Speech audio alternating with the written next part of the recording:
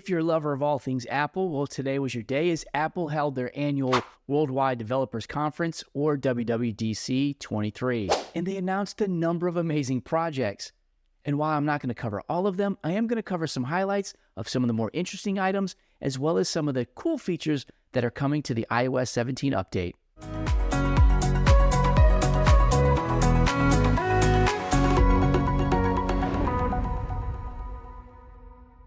One of the more interesting features is live voicemail. So as you get a phone call and it goes to voicemail, you're going to see a live transcription of actually what the person's saying to see if you need to answer the call. Maybe it's an urgent call and you didn't think you needed to take it. Well, now you'll be able to accept that call. Of course, the downside is it's going to look like you're screening your calls because that's exactly what you were doing. But still, I find that feature to be very interesting. If you're like me, you probably don't like getting voicemails. I know I hate them. But Apple has a solution that might be better for you, and it's video voicemails for FaceTime. Now, when you call somebody via FaceTime and they don't answer, you can leave them a video voicemail and capture whatever moment's going on.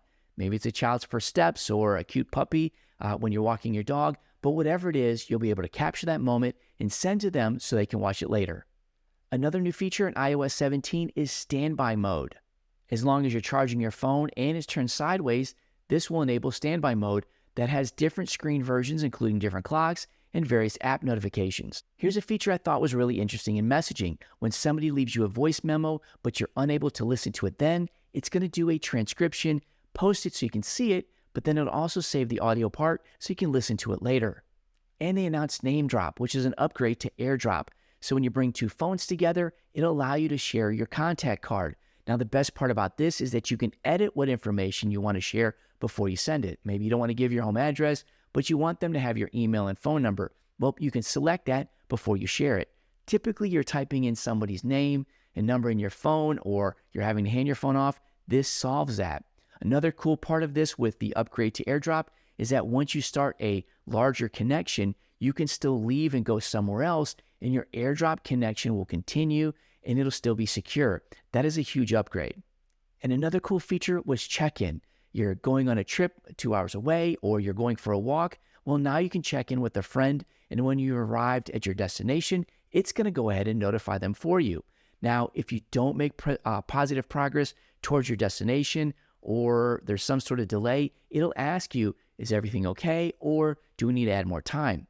If you don't respond or you don't make your destination in the set time, well, it can notify them saying, hey, there may be a problem, and give them your last known location. To me, this seems like an amazing feature for a lot of parents.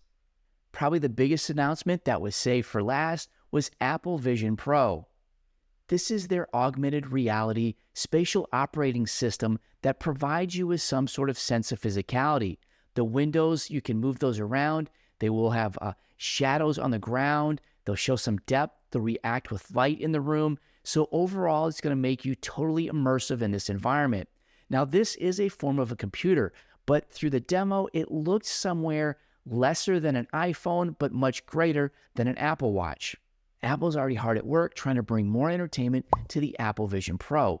This includes Apple Arcade games and 3D movies.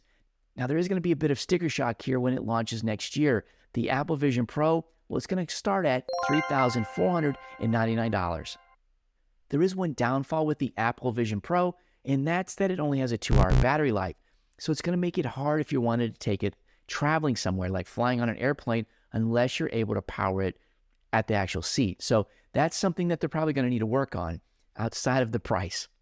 Those are just some of the highlights I wanted to share from their announcements today, but they did announce so much more, including a 15-inch MacBook, the M2 chip, and a number of iOS upgrades for both iPhones, Apple Watches, and iPads. I'm going to put a link to the WWDC23 in the description, but keep in mind it's over 2 hours long, so it's a lot of information, but a lot of good information if you love Apple products or use them regularly. So let me know, what product or feature are you most excited about?